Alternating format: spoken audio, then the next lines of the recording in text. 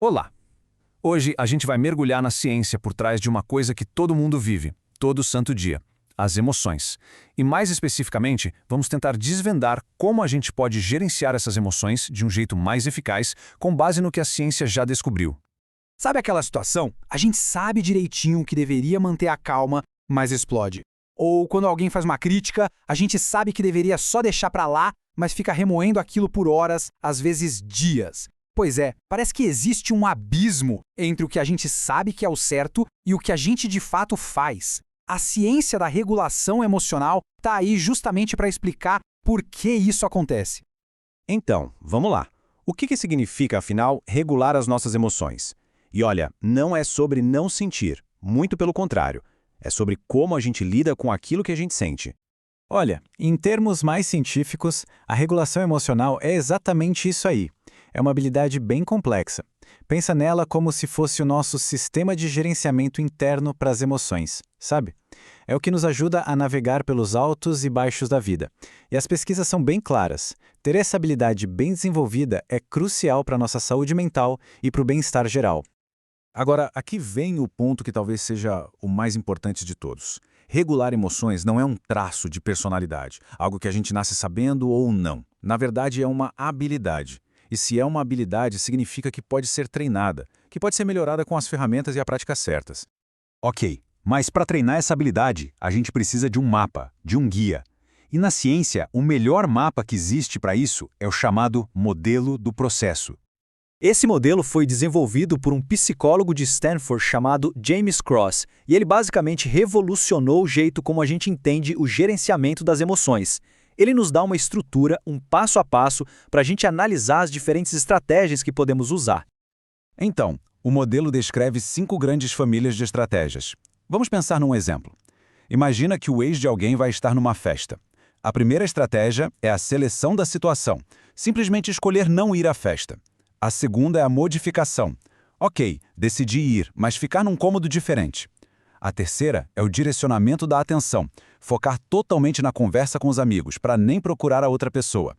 A quarta é a mudança cognitiva, que é reinterpretar a situação, pensar, olha, isso aqui é um bom teste para minha resiliência. E, por fim, a modulação da resposta, que é sentir a raiva, mas respirar fundo em vez de fazer uma cena. E aqui o James Cross faz uma distinção que é fundamental.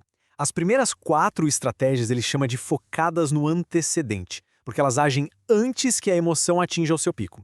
Já a última é focada na resposta, ela age depois que a emoção já está lá instalada. E essa diferença de timing é o que em grande parte vai dizer se uma abordagem funciona melhor que a outra. Para a gente entender isso bem na prática, vamos focar em 2 das estratégias mais estudadas pela ciência e que mostram perfeitamente essa diferença. São elas a reavaliação cognitiva e a supressão expressiva. Então vamos lá. A reavaliação cognitiva muda a nossa narrativa interna. Em vez de pensar, eu vou falhar nessa apresentação, é pensar, essa é uma chance de mostrar o que eu sei. Ela age cedo. Já a supressão, a supressão é o famoso engolir o chorro.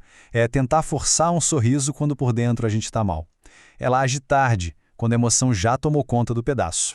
Tá, mas como é que a gente sabe qual delas é melhor? É aí que a neurociência entra e nos dá uma janela fascinante para o que acontece dentro do cérebro. Estudos que usam ressonância magnética funcional, a fMRI, mostram em tempo real o que acontece lá no nosso centro emocional quando a gente tenta regular o que sente. E o resultado é impressionante. Quando as pessoas usam a reavaliação, a atividade na amígdala, que é tipo o alarme de incêndio do nosso cérebro, diminui. A estratégia realmente acalma o cérebro. Agora, com a supressão, acontece o exato oposto. A amígdala fica ainda mais ativa. Tentar suprimir uma emoção é como tentar segurar uma bola de praia debaixo d'água. Exige um esforço gigantesco e, no fundo, a pressão só aumenta. E para quem se interessa por esses assuntos, por entender como o nosso cérebro e a nossa mente funcionam, fica aqui um convite especial para se inscrever no canal NPD, Neurociências e Psicologia no Divã. Lá tem muito mais conteúdo como este aqui. Ok, então parece simples, né? Reavaliação é bom, supressão é ruim, certo? Bom, a história é um pouquinho mais complexa e mais interessante do que isso. As pesquisas mais recentes mostram que não existe uma única estratégia que seja a melhor para todo mundo em toda e qualquer situação. A verdadeira maestria emocional, na verdade, vem da flexibilidade. Pensa bem, às vezes, numa emergência, suprimir o pânico por um instante para conseguir agir pode ser a coisa mais inteligente e adaptativa a se fazer. Dito isso, quando a gente olha para as médias, para o que acontece na maioria das vezes em grandes estudos, aí sim uma tendência bem clara aparece. Uma meta-análise, que é um estudo que combina os resultados de várias pesquisas, mostra que as estratégias de mudança cognitiva, como a reavaliação, são, em média, mais que o dobro de eficazes do que as de modulação da resposta, como a supressão. Ou seja, embora o contexto seja o mais importante, algumas ferramentas são, no geral, mais poderosas que outras. Então, o que a gente pode levar de toda essa ciência para o nosso dia a dia? Vamos amarrar as ideias principais. Primeiro, regular emoções é uma habilidade e uma que a gente pode e deve treinar. Segundo, o modelo do Gross nos dá um guia prático com 5 tipos de estratégias para a gente usar. Terceiro, a neurociência mostra que mudar a forma como a gente pensa sobre uma situação, a tal da reavaliação, geralmente funciona melhor e acalma o cérebro. E por último, e talvez o mais importante, o objetivo final não é usar uma única estratégia para tudo, mas sim ter um repertório flexível e saber qual ferramenta usar em cada momento. A ciência nos dá um mapa, mas a jornada é individual. E ela geralmente começa com a autoobservação.